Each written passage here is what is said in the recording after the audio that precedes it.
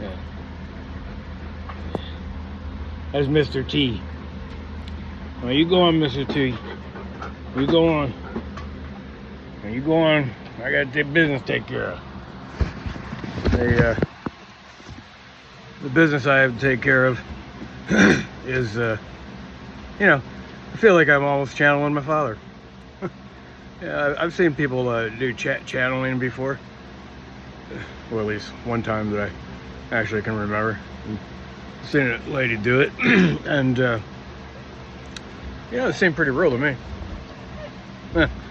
But I can tell the difference between, like somebody who's channeling somebody, providing. I think it's legit.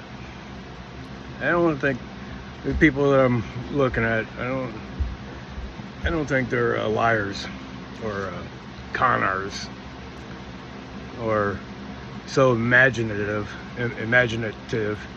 that they can go on like they do. It's pretty amazing. But and then now I'm becoming aware of other mystical things too. More seems like it's becoming more popular, but I think it's always been. They used to burn people at the stake if they acted in any way kind of spooky. They used to burn a lot of women at the stake for being a witch. And anyway, that thing was in the way. Anyway, I got to set the record straight in behalf of my father that it seems as though he reminded me he was a little bit better than I made him out to be in my last talk. I guess he wanted you to know that. He wanted me to give him a fair shake, Well, okay, so I was reminded that, he did help me with Mr. Potato Man. He got me a Mr. Potato Man, and we used to put it together, him and I. Of course, this was before the time that I could carry on any kind of,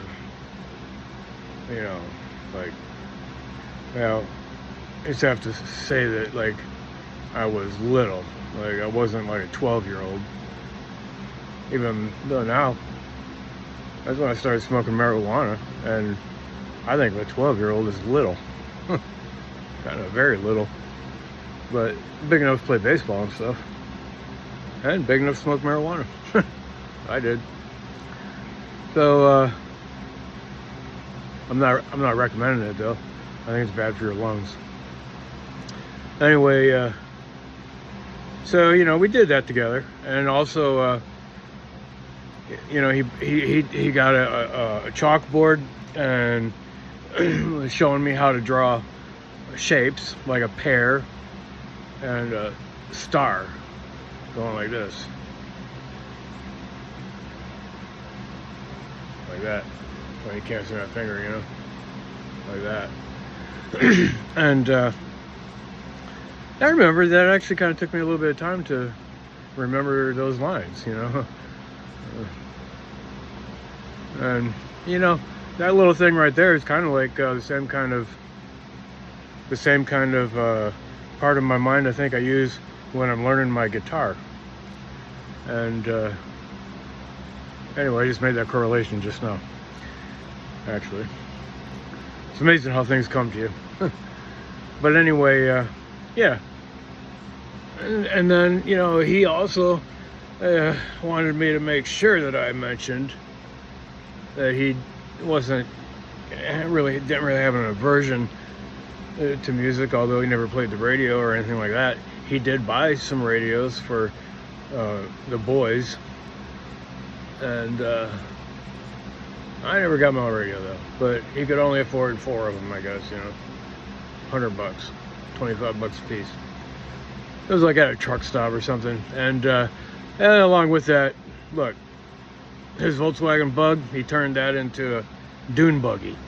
And we used to go dune buggy riding in Indiana Dunes. And one time, I got hit with a flower. I don't know. I don't think it was a sunflower, but a big flower that grew out in Indiana Dunes. And I got hit in the eye with it, and I kept rubbing my eye. And of course, he was driving. I was in the back seat with a couple of my brothers or something. I can't remember how many people were with us, but he didn't notice that my eye kept swelling and swelling until it got to be about the size of a baseball. And I had to go to the emergency room, and they put all kinds of drops in my eyes, and then I had to wear a patch for a long time over my eye. I don't remember how long. It could have been a week or two. A long time. And in addition to that, he converted a school bus into a camping bus, and we took at least 3 trips that I can remember. I think maybe more. Sometimes smaller excursions, probably, because he had it for a few years. I remember where it was parked at, and when we used to live in Gary. Well, I lived with my mom, primarily, but when I would go to visit him, and I would be able to stay like the summer. So usually, since I was away, especially I think when I started being away longer than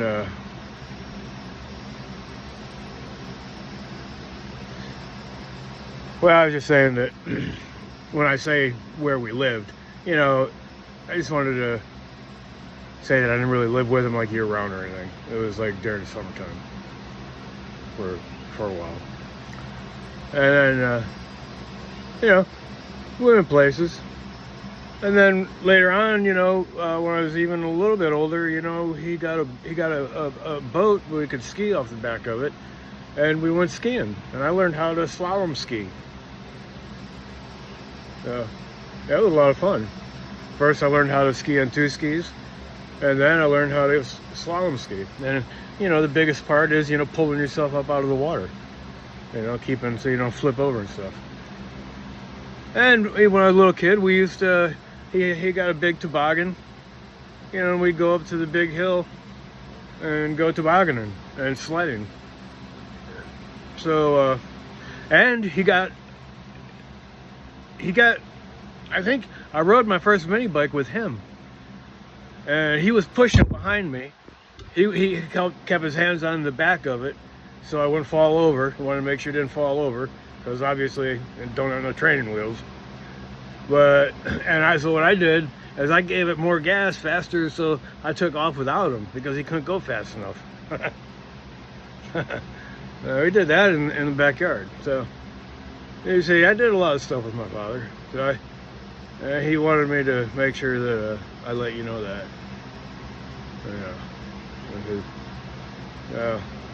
He was a good grandfather. He was a good grandfather, and after all, he is your. If I'm your grandfather, he's your great grandfather, and well, I think those are the basic things. I just needed to, needed to add that. After all, it still is his birthday today.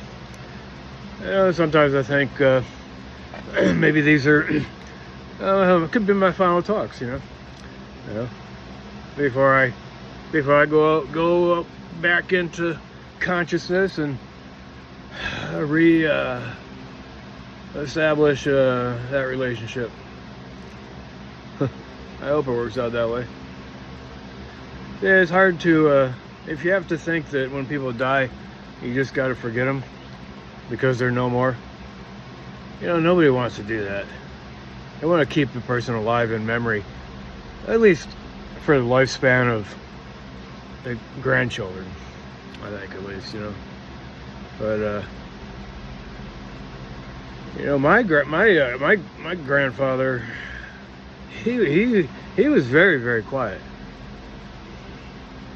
He asked me my advice one time, and I was surprised. We were walking, and he was concerned about my cousin, Julie, and I was in college, and we were walking. He already had a heart attack, and he might have been starting in on Parkinson's disease. But we were walking. I think we were walking to where she lived. I talked to her, and he didn't know what to do, and he asked me my opinion.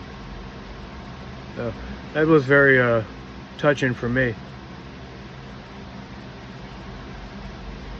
You know, having your grandfather ask you for your opinion, your advice, and he just seemed to me to be a soft-spirited fellow, and I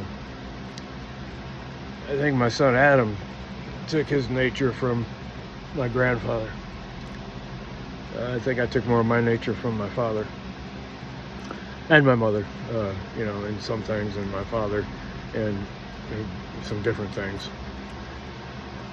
But you know, just wanted to say those things because I wanted to just make sure that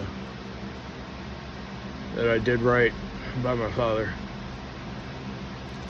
Yeah, I think he's given me the nod. So, you know, you wonder, is this in my imagination? Am I making it up? Or could it be real?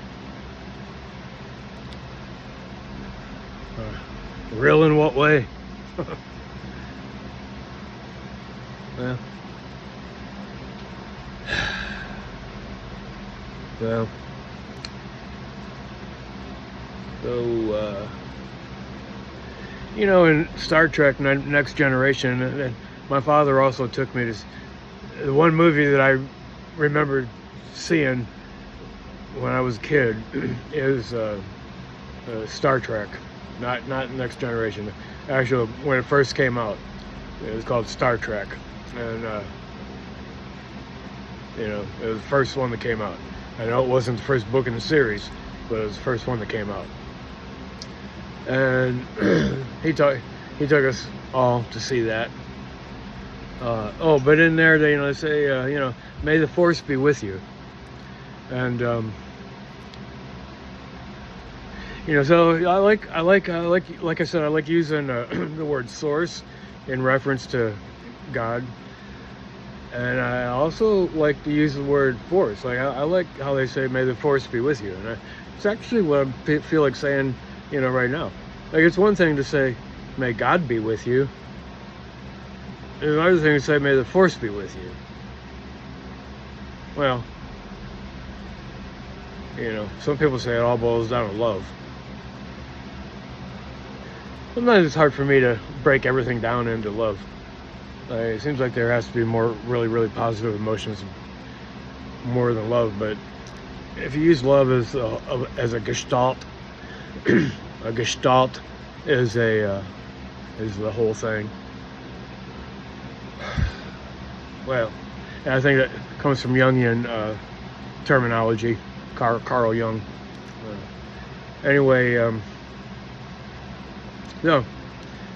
You know, I just wanted to say, may the force be with you.